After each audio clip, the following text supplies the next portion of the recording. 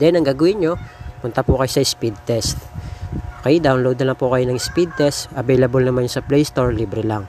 Okay, so, tapos itest nyo po agad. So, mas maganda, bago nyo gamitin tong APN natin, itest nyo muna yung before and after. Okay, para matest nyo. Okay, so depende naman yung sa area mga boss. So, dapat yung ping nyo, nasa 15 to 25 ms lang yan.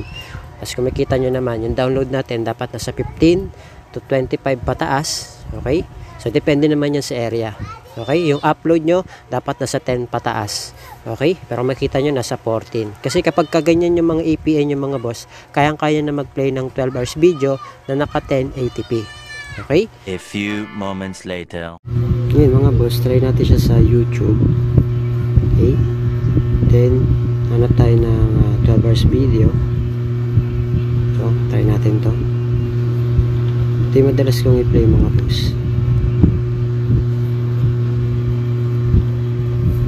Skip lang natin. Ayan, kung makita nyo nag-play naman siya. Ayan, taasan natin yung resolution. Ayan, naka 1080p siya. Forward natin. Ayan, kung makita nyo nagpe-play naman siya. So siguro depende pa rin yan sa area mga boss. Ayan, nagpe-play naman siya. Okay, so depende pa rin yan sa area. Hello mga boss, welcome back dito sa ating YouTube channel. Kumusta? Salamat nga pala sa walang sawa at patuloy na pagsuporta dito sa ating YouTube channel. Okay, so meron naman tayong i-update sa inyo mga boss para po sa lahat ng mga gusto po mapalakas yung kanilang mga internet signal. Okay, so ayun mga boss, i-share ko po sa inyo kung paano nyo mapapalakas yung inyong internet signal. Okay, so simulan na natin mga boss. Punta tayo sa settings, connections, then mobile networks, then punta tayo sa access point names. So gagawa tayo ng panibago mga boss. So good for all networks po ito. Add lang kayo mga boss. Then ito yung magiging name nya. Lagyan nyo po dyan speed APN 5G. Yan po yung magiging name nya. Click natin yung OK. Tapos yung kanya APN ay speed.internet.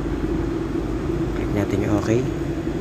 Tapos yung kanyang username and password mga boss, lalagyan nyo muna yung username nya at speed APN 5G 2025. Okay, yan po yung username nya. Tapos yung password nya, ito po, at speed APN 5G 2025. Yan. Okay, then yung server nya mga boss, ito po, www.google.com. Ayan, yan yung server nya mga boss. Then punta tayo dito sa kanyang authentication type. Authentication type niya mga boss, PAP or PAP. Yan, click niya yan. Tapos yung kanyang APN type, wala na po kayong ibang gagawin dyan, kundi naka-default lang po siya. Okay, default lang po wala na po kayong ibang gagalawin, basta nakalagay dyan, default. Okay, natin yung okay. Tapos yung kanyang APN protocol mga boss, IPv4, IPv6. Okay, click nyo lang po ito na sa baba. Yan, ang kanyang APN roaming protocol, ganun din po, IPv4, IPv6. Ito, click nyo yan. Then pagdating naman dito sa kanyang bearer mga boss, unspecified lang po. Bakit po? Para po yan sa lahat. So pangkalahatan na siya. So pwede siya sa 2G, 3G, 4G LTE at 5G. Ngayon may optional tayo mga boss. Halimbawa naka LTE ka, pwede yan dalawa, unspecified tsaka LTE. Pero kung gusto nyo, LTE lang. Okay? Pero pangkalahatan kasi yung tutorial natin, kaya unspecified lang tayo. Okay? So click natin yung okay.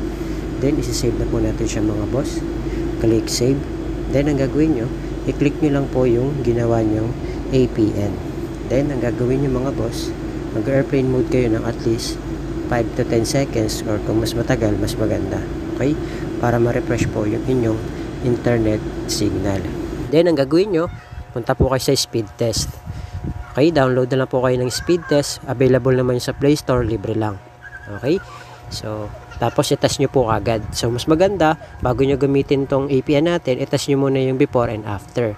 Okay, para matest nyo. Okay, so depende naman yung sa area mga boss. So dapat yung ping nyo nasa 15 to 25 ms lang yan.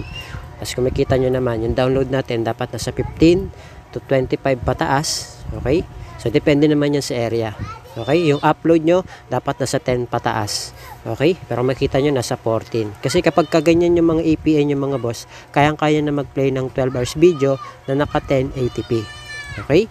So, ngayon, ito-try po kagad natin yan sa YouTube. Ngayon mga boss, try natin siya sa YouTube. Okay? Then, hanap tayo ng 12 hours video. So, try natin to. Ito yung madalas kong i-play mga boss.